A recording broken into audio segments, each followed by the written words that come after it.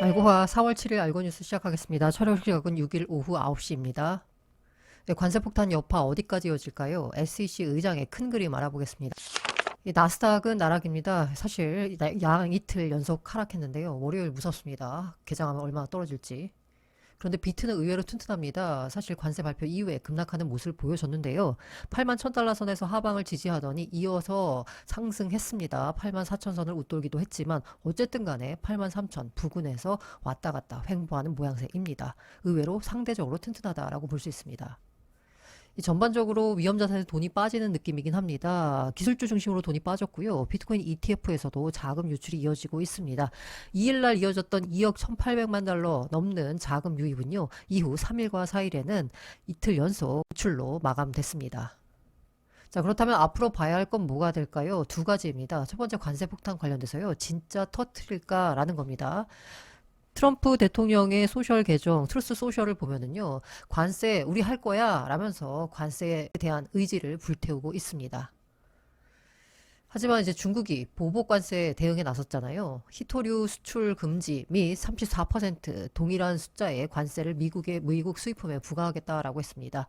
하지만 트럼프 대통령 역시나 물러설 수 없다는 입장입니다. 그러면서요. 관세로 인한 타격은 미국보다 중국이 더 클 거다라고 했습니다. 과연 정말로 미국보다 중국이 더 클지는 지켜봐야 되겠지만 강대강 맞대응에 서로 미국과 중국이 맞붙는 모양새입니다.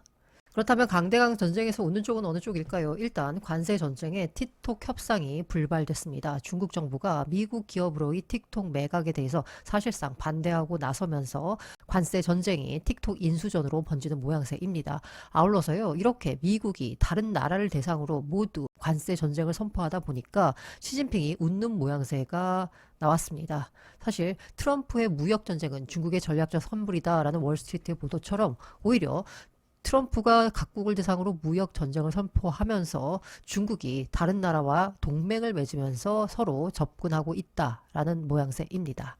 하지만 대부분의 국가요, 힘이 없으면 미국에 최대한 맞출 수밖에 없습니다. 트럼프의 SNS 계정의 트루스 소셜에 올라온 내용인데요. 방금 베트남 공산당 총석인 토람과 매우 생산적인 통화를 했는데 베트남은 미국과 합의할 수 있다면 관세를 제로로 낮추고 싶다고 말했습니다. 그러니까 관세를 낮출 수만 있다면 베트남이 뭐든지 하겠다라는 의사를 표현했다는 거죠. 사실 대부분의 국가가요. 미국에 맞출 수밖에 없습니다. 트위터 도키라는 분이 정리한 걸 갖고 와봤습니다. 각국의 미국 관세에 대한 대응인데요. 대체로 선제적 타협, 협력, 모색, 보복, 없음. 미국에 맞서는 모습은 전혀 보여주지 않고 있습니다. 사실 중국과 유럽연합을 빼면은요, 미국에 모두 맞춰주는 쪽으로 대응하고 있습니다. 앞으로 봐야 할 건 두 가지 중에 또 하나는 금리 인하입니다. 트럼프는 금리 인하를 압박하고 있습니다. 지금이야말로 제롬 파월 연준 의장이 금리를 인하하기 완벽한 시기입니다. 라면서 도널드 트럼프 대통령이 자기 SNS 계정 트루스 소셜에다 썼습니다. 그는 항상 늦은 감이 있지만 이제 이미지를 빠르게 바꿔야 된다. 라면서 빨리 금리를 낮춰라. 제롬 파월 정치 노름을 그만두라. 라고 압박을 했습니다. 하지만 지난 금요일 파월 연설에서 보자면요. 파월은 아직 굽힐 수 없다라는 입장입니다. 당장 금리 인하가 필요하지 않다라는 건데요. 그래도 닉 티미라우스의 분석에 따르면요. 파월 기조가 기존보단 좀 유해지긴 했다라고 합니다. 다만 시장이 기대하는 것만큼 비둘기적으로 바뀌진 않은 느낌인데요.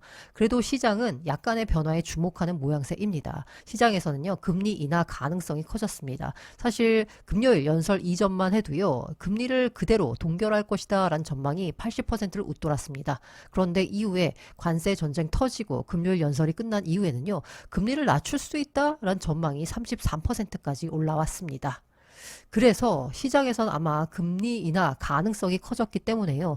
유동성으로 먹고 사는 비트코인이 나스닥 기술주에 비해서 그나마 선방한 게 아닌가라고 분석을 합니다. 금리 인하 관련돼서요. 두 가지 주목할 게 있습니다. 9일 FOMC 3월 의사록이 공개가 됩니다. 어떤 얘기가 오갔는지 한번 살펴보시길 바랍니다. 아울러서 10일에서는요. 3월 CPI가 발표됩니다. 물가가 하락 안정세에 진입해야지 페드의 금리 인하 가능성이 커진다라고 볼 수 있겠습니다. 이 모든 걸 떠나서요. 이 관세 여파를 원형적으로 해석하자면 바로 트럼프의 큰 그림이 아닐까라는 해석도 나오고 있습니다. 사실 트럼프가 경기 침체 분위기를 조장하고 있습니다. 관세 폭탄을 이렇게 터뜨린 이유도 실제로 관세 폭탄 여파가 미국인들 생활에 미칠 영향까지 고려했다라기보다는 일단 경기 침체 분위기를 조성해서 국채 금리 하락을 유도한다라는 겁니다. 왜? 그게 바로요. 1월에서 5월까지 국채 리파이낸싱이 집중되어 있습니다. 그러니까 롤오버를 시켜야 되는데 만기가 돌아온 국채를 다시 만기를 연장하면서 금리를 재산정해야 되는데 그때 재산정할 때 금리를 만약에 1%포인트를 낮추게 된다라고 하면요. 미국 정부의 이자 비용이 16에서 17%포인트 감소한 효과가 있다라는 겁니다. 그러니까 지금 리파이낸싱 기간에 집중적으로 경기 침체 유도를 통한 10년물 금리를 낮춰서요.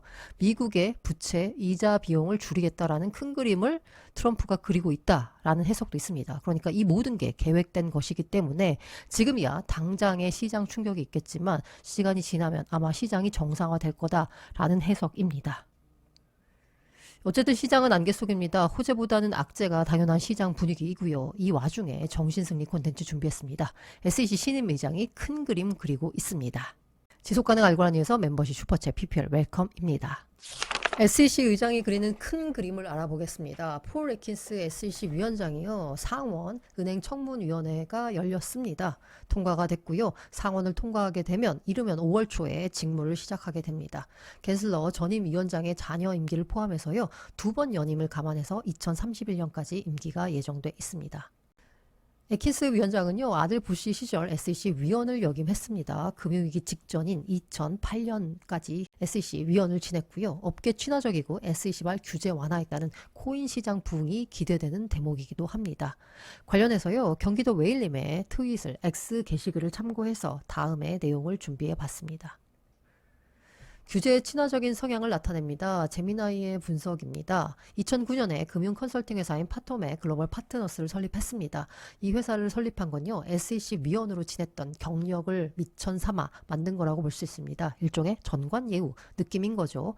이 회사는 은행, 암호화폐 업계, 금융거래 회사 등을 고객으로 두고 있습니다. 말씀드린 대로 2002년부터 2008년까지 미국 SEC 위원으로 재직했고요. 리먼 사태 직전에 SEC 위원직에서 물러났습니다. 여러 크립토 기업에 자문을 제공한 것으로 알려져 있고요. 이에 따라서 엘리자베스 워런 미 상원의원, 반 크립토 의원이죠. 인사청문회에서 애킨스 후보가 FTX에도 자문을 제공했다라고 문제를 삼았습니다. 친기업적이고 크립토에 우호적인 인물로 평가받고 있습니다. 그런 성향, 친기업적인 성향 때문에요. 사실 사고를 치기도 했다라고도 볼 수 있는데요. 비인 크립토에 나온 폴 애킨스 SEC 위원 지명자의 모든 것입니다. 이 기사에 보면은요, 2004년 SEC 투표는 아직까지도 논란의 대상입니다. 라고 나왔습니다. 무슨 일이 있었냐? 당시 위원회는 리먼 브러더스와 베어스턴스 등 대형 투자은행의 자본금을 최대 40%까지 낮출 수 있도록 허용했습니다. 그러니까 자본이 많지 않아도 레버리지를 활용해서 많은 큰 금액의 투자를 가능하게 했다라고 볼 수 있는데요. 당시에는 기업이 스스로 리스크를 더 잘 관리할 수 있는 현명한 방법이라고 생각했지만 아시다시피 2008년 이러한 기업들이 무너지기 시작했습니다. 이렇게 레버리지를 통해서 어마어마한 규모로 투자를 키웠다가 시장이 휘청하니까 파산에까지 이른 거죠. 공교롭게도 2008년 3월에 베어스턴스가 파산했고요. 리먼은 2008년 9월에 파산했고 이를 통해서 금융위기가 발생했습니다. 결국 폴 애킨스의 이러한 친기업적인 움직임이 이런 금융위기라는 큰 사고를 불러왔다라고도 볼 수 있죠. 그런 그가 2016년 트럼프 1기 당선인 시절에요. 도드 프랭크법을 비판하는 내용이 기사가 파이낸셜 타임스에 실렸습니다. 이 도드 프랭크법을 보자면요. 미국이 글로벌 금융위기로 나타난 문제점을 해결하기 위해서 2010년 7월에 제정한 금융개혁법입니다. 미국의 금융 규제의 역사를 보자면요. 일단 규제를 완화해 줍니다. 그러다가 사고가 터져요. 그럼 다시 금융 규제를 강화합니다. 그러다가 뭔가 시장이 침체되는 것 같다라고 하면 다시 규제를 완화해 줍니다. 그렇게 완화된 상태에서 다시 사고가 터집니다. 그럼 다시 규제를 강화하고요. 그래서 시장이 침체된 것 같다라고 하면 다시 풀어줍니다. 2008년 글로벌 금융위기가 터진 건요. 파생상품 거래 때문입니다. 이에 따라서 자산 500억 달러가 넘는 대형은행들에게 자본 확충을 강제하는 내용을 담고 있는 내용이었는데요. 2008년 금융위기를 해결하기 위해서 2010년에 제정한 도드 프랭크법이 시간이 지나면서 금융시장이 안정되고 나니까 2016년 즈음에서는 야 이렇게 규제를 강화해서는 시장이 발전하지 않잖아. 시장이 활성화되지 않잖아. 이거 좀 완화해야 되는 거 아니야? 이번 문제 있네. 라는 시각이 강해진 거죠. 그런 시각을 폴 애킨스가 대변한 겁니다.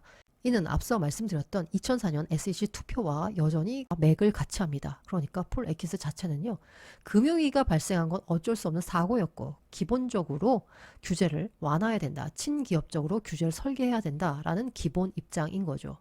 그러다 보니까 그가 SEC를 나와서 만든 컨설팅 회사 포토막 글로벌 파트너스는요, 적극적인 규제 완화를 주장하고 있습니다. 이 회사는요, 금융 서비스 회사들을 대상으로 규제 문제, 신규 금융 상품, 비즈니스 전략 등을 다루는 컨설팅을 제공하고 있습니다. 2017년부터 토큰 얼라이언스의 공동 의장으로 활동을 했는데요. 그렇게 활동하면서 거래소 토큰 관련한 SEC 규제 문제를 유틸리티로 재정의하면서 규제 회피 전략을 제안했습니다. 그러니까 이 포토막 글로벌 파트너스가 하는 일이라는 건 SEC가 규제의 칼날을 들이대면 이를 어떻게 피할 수 있는지를 크립토 회사들에게 조언하는 그런 회사인 거죠. 앞서서 애킨스가 영향력을 발휘한 대표 사례를 한번 보겠습니다. BATS 라는 거래소 관련입니다. 애플 거래 중단 초래한 BATS는 어떤 회사인가? 머니투데이 기사인데요. 이 하이 프리퀀시 트레이딩, 고빈도 매매로 명성을 얻은 거래소입니다. 그런데 이 회사가요, 2012년 3월에 자신들의 주식인 BATS를 이 거래소에 상장을 합니다. 그런데 상장을 하고 나서요, 문제가 생겼습니다. 이 티커가 BATS잖아요. A부터 BF 종목 티커 거래에 문제가 생긴 겁니다. 아마 자기네 회사 주식을 자기네 거래소에서 상장하면서 뭔가 기술적인 이슈가 있었던 것 같습니다.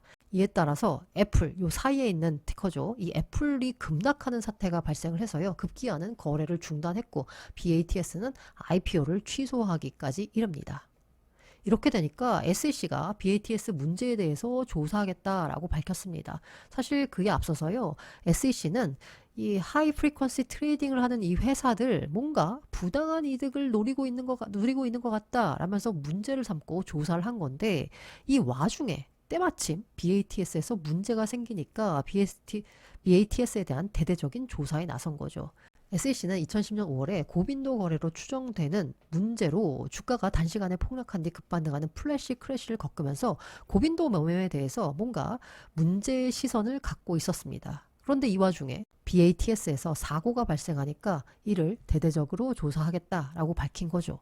사실 BATS 같은 경우에는 고빈도 매매를 주로 하는 거래소인데 그간 기술적인 문제가 발생하지 않았다라고 합니다. 그러면서 거래가 집중되면서요, 2007년 기준으로는 미국 전체 주식 거래의 10분의 1을 차지할 정도로 커졌다라고 합니다. 그런데 SEC의 규제 그물망에 드디어 걸리게 된 거죠. 그러자 그때 구원투수로 등반한 게 바로 폴 애킨스입니다. BATS 비상임 이사회 의장으로 취임을 하게 됩니다. 문제가 터진 지 4개월 만에 사태 수습을 위해서 애킨스가 등판한 거죠. 그가 등판하면서 크게 두 가지 측면에서 BATS를 탄탄한 거래소로 탈바꿈시킵니다. 첫 번째는요, 수수료 메이커 테이커 리베이트 모델을 옹호했습니다. 수수료 메이커 테이커 모델은 뭐냐면요, 메이커는 유동성을 공급하는 역할을 합니다. 그러니까 내가 얼마에 사겠다 혹은 얼마에 팔겠다라고 오더북에 남기는 거래를 하는 겁니다. 그러면 거래소는요, 메이커에게 더 낮은 수수료 혹은 인센티브를 제공합니다. 그래서 메이커 주문을 더 많이 유도하는 거죠. 이렇게 되면 거래소의 호가창이 촘촘하게 채워지겠죠. 그리고 테이커한테는요, 더 많은 수수료를 받습니다. 대신 테이커들은 이렇게 촘촘하게 채워진 거래를 바로 취득할 수 있기 때문에 즉시 거래가 가능하다는 장점이 있어서요, 테이커들은 비싼 수수료를 물고도 해당 거래소에서 거래를 하게 되는 거죠. 시장의 유동성이 증가한다라는 긍정적인 면이 있지만 사실 SEC는요, 이 수수료 메이커 테이커 리베이트 모델에 대해서 약간의 우려를 표시합니다. 이유는 뭐냐? 크게 세 가지인데요. 첫 번째는 브로커 딜레 이해상충 문제입니다. 메이커 테이커 모델에서는요, 브로커가 고객의 주문을 특정 거래소로 라우팅할 때, 특정 거래소 전송을 할 때요, 이 고객한테 최선이 뭐냐? 이에 따라서 거래소를 선택하는 게 아니라 내가 어디를 선택하면 리베이트를 더 많이 받을 수 있지? 그런 거래소로 주문을 보낼 수가 있다는 거죠. 그러니까 브로커 딜러의 이해상충 문제가 발생할 수 있다는 겁니다. 그리고 두 번째는요, 시장 투명성 저하가 문제로 지적이 되고 있습니다. 이게 뭐냐? 메이커 테이커 모델에서는요, 주식의 매수 매도 가격은 리베이트나 수수료를 반영하지 않습니다. 그러다 보니까 투자자가 보는 가격과 실제 거래 비용이 다른 거죠. 시장의 기능은 가격 발견 기능인데 그 기능이 바로 왜곡될 수 있다라는 겁니다. 마지막 부분이 바로 BATS에 대해서 SEC가 규제의 칼날을 세운 지점일 텐데요. 바로 고빈도 거래와의 연계로 인한 시장 조작 가능성입니다. 사실 고빈도 거래자들은 메이커 리베이트를 활용해서 동일한 가격으로 주식을 사고 팔면서 주식을 사고 팔아서 얻는 그 차익이 아니라요. 리베이트 차익만 노리는 전략을 사용합니다. 실질적인 시장 유동성을 높이는 게 아니라 리베이트를 챙기 위한 인위적인 거래 활동을 유발하는데 이른바 시장에서 자전 거래를 하는 거죠. 코인 시장에서 많이 보셨죠? 자전 거래를 해서 그 거래소의 거래량 부풀리기를 하는 겁니다. 이러면서 시장을 조작할 가능성이 있다. 라는 부분 때문에 수수료 메이커 테이커 모델에 대해서 우려했음에도 불구하고 폴 애킨스가 BATS 의장으로 취임을 하면서 수수료 메이커 테이커 리베이트 모델이 정착하도록 기능했습니다. 두 번째는요, 직접 상장, 다이렉트 리스팅을 정착시켰습니다. 2010년 12월에 상장 기능을 확장하면서 BATS는요, 직접 상장을 포함한 다양한 상장 방식을 지원했습니다. 사실 직접 상장은 IPO와 달리 새로운 주식을 발행하지 않고 기존 주주의 주식을 바로 시장에 내놓는 방식입니다. 이러니까 더 빠르게 상장할 수 있는 거죠. 게다가 비용 효율적이기도 하고요. 사실 BATS가 직접 상장을 시작한 거는 폴 애킨스가 이사회에 합류하기 전입니다. 그래서 그가 도입했다라고 할 수는 없지만 BATS가 직접 상장 모델을 확장하고 시장에서 입지를 강화하던 중요한 시기인 2012년에서 2015년에 애킨스가 의장으로 있었다라는 거죠. 특히 직접 상장이 기존 IPO와 다른 새로운 접근법으로 주목받던 시기에 애킨스는 BATS가 이를 성공적으로 실행할 수 있도록 규제적 정당성과 시장 신뢰를 확보하는 데 기여했을 가능성이 큽니다. 직접 상장의 장점은 그럼 뭐가 있을까요? 코인 시장에 대입해서 한번 생각해 보시면 뭔가 인사이트를 얻으실 수 있을 텐데요. 첫 번째는 비용 절감입니다. IPO에서는 투자은행들이 이른바 상장 주관사 역할 같은 걸 합니다. 그러면서 어마어마한 수수료를 챙깁니다. 이런 수수료를 절약할 수 있죠. 두 번째는 주식 희석 방지입니다. IPO에선 새로운 주식을 발행하죠. 그래서 자금을 조달합니다. 기존 주주들의 지분율이 줄어드는 희석 효과가 발생하지만 직접 상장은 이미 기존 주주의 주식을 상장하는 거기 때문에 기존 주주들은 지분 가치 유지를 하면서도요, 유동성을 제공받을 수 있습니다. 세 번째는 즉각적인 유동성 제공과 락업 기간이 없습니다. IPO의 경우에는요, 상장 후에 특정 기간 동안 보통 한 90일에서 180일 동안 기존 주주는 주식을 팔 수 없습니다. 그런데 직접 상장을 하게 되면요, 바로 주식을 팔 수 있습니다. 직원이나 초기 투자자들에게 빠른 현금화 기회를 제공합니다. 네 번째는 시장 기반 가격 결정의 투명성입니다. IPO에서는요, 주관사가 상장 공모가를 산정을 합니다. 그런데 이 공모가가요, 시장에서 발견한 가격이 아니기 때문에 갑자기 폭등을 하는 사례가 많이 있습니다. 그런데 직접 상장을 하게 되면요, 시장의 수요와 공급에 따라서 상장 당일 가격이 결정됩니다. 보다 현실적인 시장 가치를 반영할 수 있다라는 장점이 있습니다. 이런 장점을 한번 코인 시장에 대입해서 생각해 보시면 어떨까 합니다. 결과적으로요, 2015년 애킨스가 의장에서 물러나고 1년 뒤인 2016년에 BATS는 CBOE에 32억 달러의 피인수되면서 해피엔딩을 맞이했습니다. 그러니까 규제 완화 관련돼서 SEC와 여러 가지 문제를 조율해주고 SEC의 규제 칼날을 피해갈 수 있도록 여러 가지 코치를 한 끝에 BATS는요, CBOE에 피인수되는 결말을 맞이했던 거죠. 그래서 경기도 웨일림은 애킨스의 SEC 의장 취임을 빌라왕을 국토부 장관으로 앉히는 격이다 라는 식으로 표현했습니다. 벌써부터 변화의 조짐이 일고 있습니다. SEC가 소송 취하는 물론이고요. 제가 주목하는 부분은 바로 코인리스트가 5년 만에 미국 시장에 복귀했다는 점입니다. 코인리스트는 암호화폐 토큰 판매 플랫폼입니다. 쉽게 말해서 코인을 팔아서 자본을 조달할 수 있는 그 플랫폼이 되는 곳인데, 그곳이 그간 갠슬러 위원장 시절에는요, 여러 가지 규제 때문에 미국인들을 대상으로 판매를 중단했습니다. 그런데 애킨스 취임하기도 전인 지금 다시 5년 만에 미국 시장에 복귀했습니다. 왜? SEC의 스탠스가 달라졌기 때문이겠죠. 폴 애킨스의 이런 시장 친화적인 친기업적인 규제 방향을 바로 알트코인 투자와 한번 엮어서 보겠습니다. 일전에 보여드린 그림인데요. 알트코인 투자는 스타트업 투자와 닮았습니다. 그런데 스타트업 투자와 다른 점은 뭐냐면요, 스타트업에 일반 투자자가 접근할 수 있는 단계는 바로 이 IPO 단계입니다. IPO 단계에 와서야 우리는 시장에서 거래되는 주식을 사는 방식으로 스타트업에 투자할 수 있죠. 이 IPO 단계에서 투자했을 때 장점은 뭘까요? 이미 시장이 충분히 성장했기 때문에 망할 염려가 없다라는 겁니다. 그런데 단점은 뭔가요? 시장이 급성장하는 이런 성장의 과실을 일반 투자자는 누릴 수 없다라는 단점이 있습니다.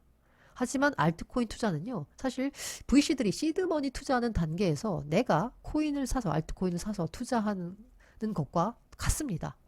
그러다 보니까 VC가 투자하는 시점이나 내가 투자하는 시점이나 다를 바 없다라는 거죠. 그래서 스타트업이 성장한 이 과실을 나도 그대로 먹을 수 있습니다. 알트코인에 투자할 경우에는요. 다만 반대로 보통 대부분의 스타트업은 데스밸리를 거칩니다. 내가 이 시드머니 투자 단계에서 알트코인에 투자했는데 데스밸리를 거치면서 아마 대부분의 알트코인은 먼지가 될 확률이 큽니다.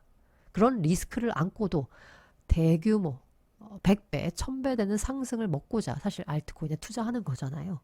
스타트업 투자와 알트코인 투자가 닮았는데 다른 점은 뭐다? 알트코인 투자의 경우에는 VC들과 동등한 시점에 투자할 수 있다라는 장점이 있는 거죠.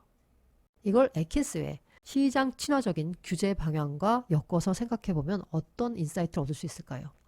에킨스 SEC 의장의 취임은요. 자본 조달 속도가 경쟁력인 시대적인 요구와 맞닿아 있는지도 모릅니다. SEC는 시장 친화적으로 규제를 해야 된다는 거고 자본을 조달할 때 개인들의 참여가 왜 IPO 단계에서만 이루어져야 되지? VC 단계에서도 이루어질 수 있지 않을까? 라고 생각해 볼 수 있는 거죠. 사실 자본 조달 속도가 경쟁력인 지금 1600년대에 생겨난 주식시장 방식으로 자본을 조달하다가는요. 이미 시대적 조류에서 뒤떨어진 기업으로 전락할 우려가 있습니다.